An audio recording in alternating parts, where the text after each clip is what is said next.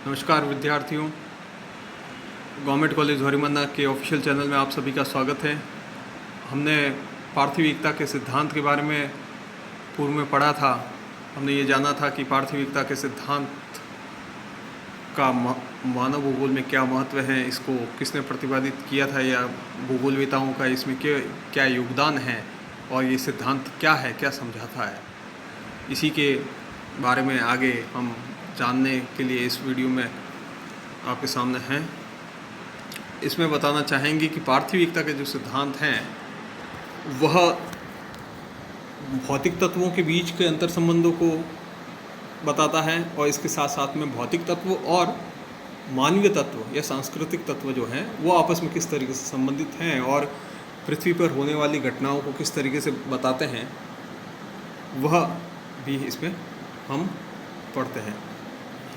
भौतिक तत्वों के पारस्परिक जो अंतर संबंध हैं इसके बारे में हमने पहले वीडियो में जाना था।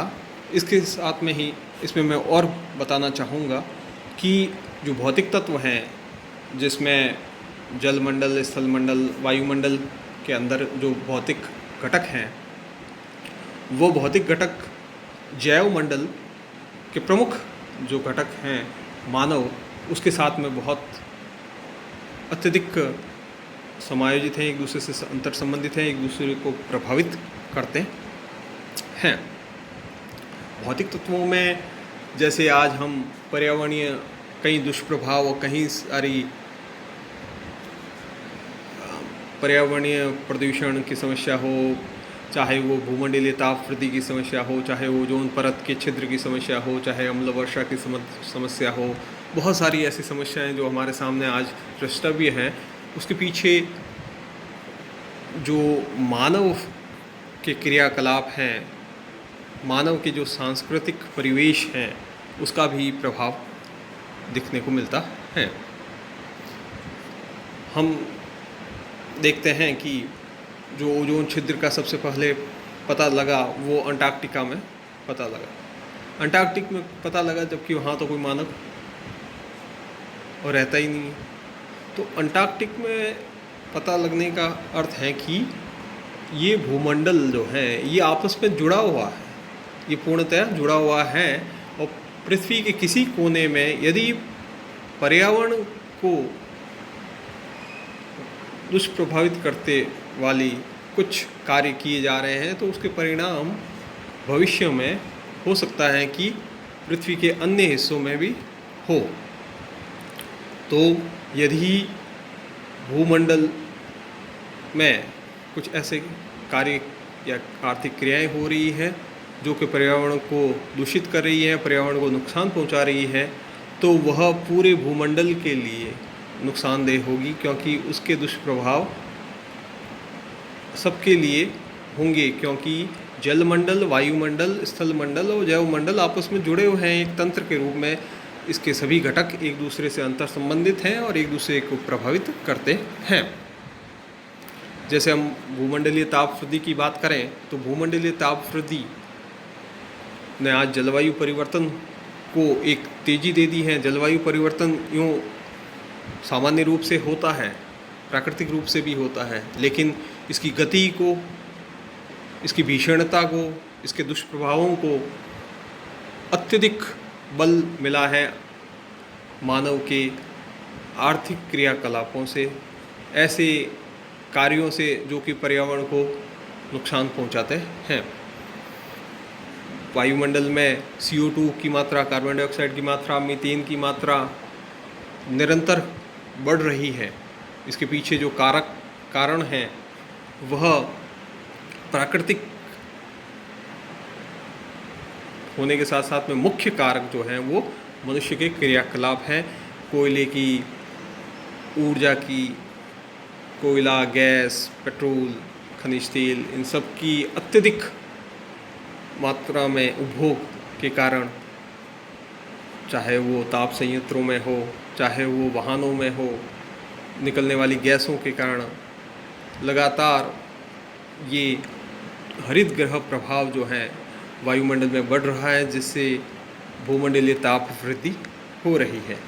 मीथेन की मात्रा भी निरंतर बढ़ रही है।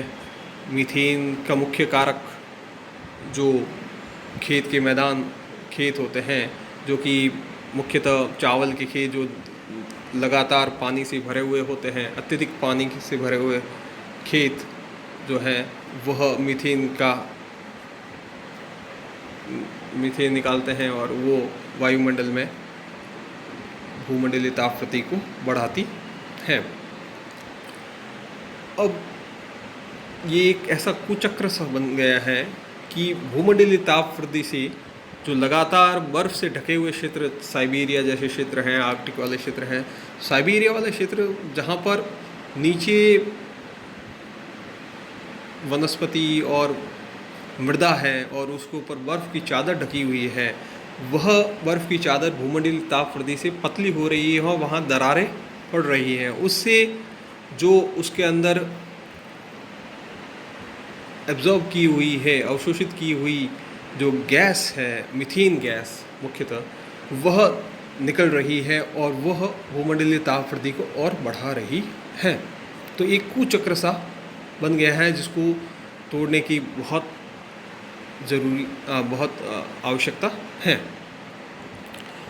तो भौतिक तत्व आपस में जुड़े हुए हैं, भौतिक तत्वों के साथ में सांस्कृतिक तत्व भी एक दूसरे से गहरे रूप में जुड़े हुए हैं। मनुष्य जब प्रकृति के साथ में समायोजन करता है तो वो समानुकूलन करता है, एडजस्टमेंट करता है, अपने सांस्कृतिक जो तत्व है उनमें बदलाव लाता है, अपनी संस्कृति, अपने खान पान, अपने रहन सहन, अपने परिवेश में, अपने आर्थिक क्रियाकलापों में बदलाव लाता है और उसके साथ साथ में उसके जो शारीरिक बदलाव भी होते हैं। उसके अलावा एक तो ये एडजस्टमेंट करता है, समानुकूलन करता है, और या फिर वो परिवर्तन करता है, मॉडिफाई, रूपांतरित करता है प्रकृति को, जो कि अच्छा भी हो सकता है और बुरा भी हो सकता है। एक हद से ज़्यादा प्रकृति में जो रूपांतरण किया जाता है वो कभी उसके दुष्प्रभाव भी सामने आते हैं। तो जैसे हम बात करें कि भौतिक और सांस्कृतिक तत्व किस तरीके से अंतर संबंधित रहे हैं, तो नदी घाटियों में ही मानव सभ्यता का विकास हुआ है। तो मानव सभ्यता और नदी घाटियों के बीच में जो अंतर संबंध है उससे स्पष्ट होता है कि शुरू से ही भौतिक और सांस्कृतिक तत्व आपस में जुड़े हुए रहे हैं और एक दूसरे को प्रभावित करते हैं। वैसे वैसे उपजाऊ मिट्टी और जनसंख्या के वितरण में घनिष्ठ संबंध है। जलवायु और मानव अधिवास के बीच में पारस्परिक संबंध है कि जलवायु जहाँ की अच्छी होगी, जहाँ पर कार्यक्षमता आपकी बढ़ जाती है, क्रियाशीलता बढ़ जाती है आपकी कार्यक्षमता, तो वहाँ पर सघन आबादी होती है, वहाँ पर लोग पास पास में बसते हैं और वहाँ पर जो अधिवासियों का जो निर्माण होता है वो जैसे मधुमक्खी के छत्ते जैसा होता है। अन्यथा जहाँ पर जलवायु मनुष्य के रहने के विपरीत होती हैं, वहाँ पर मनुष्य दूर दूर बसते हैं, वहाँ पर जो जनसंख्या घनत्व है बहुत कम होता है। उसी प्रकार मानव एवं वनस्पति और खनिज संसाधनों के बीच पारस्परिक संबंध, वनस्पति और खनिज संसाधन जहाँ बहुलता में है वहाँ पर भी मनुष्य बसने में समर्थ हैं, वहाँ रहता है।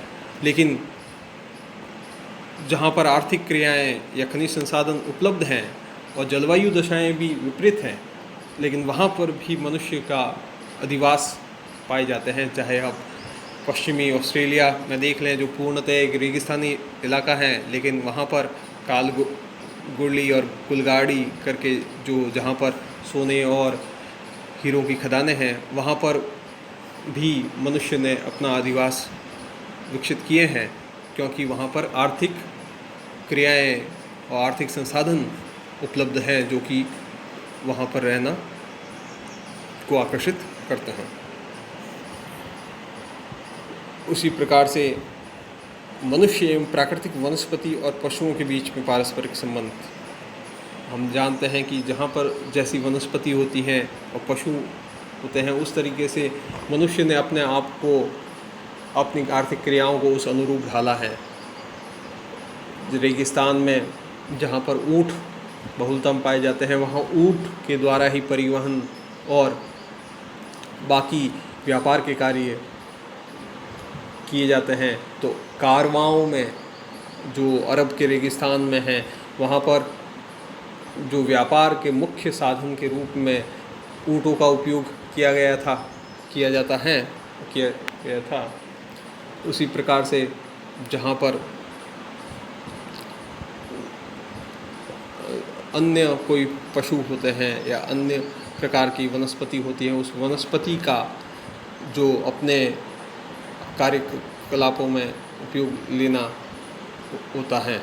जैसे हम बात करें कि मलेशिया, थाईलैंड वगैरह में रबर के जो पेड़ होते हैं वह बहुलता में पाए जाते हैं, शीशम के पेड़ होते हैं वो बहुलता में पाए जाते हैं। तो वहाँ की जो मुख्य आर्थिक क्रियाकलाप हैं वह पेड़ की कटाई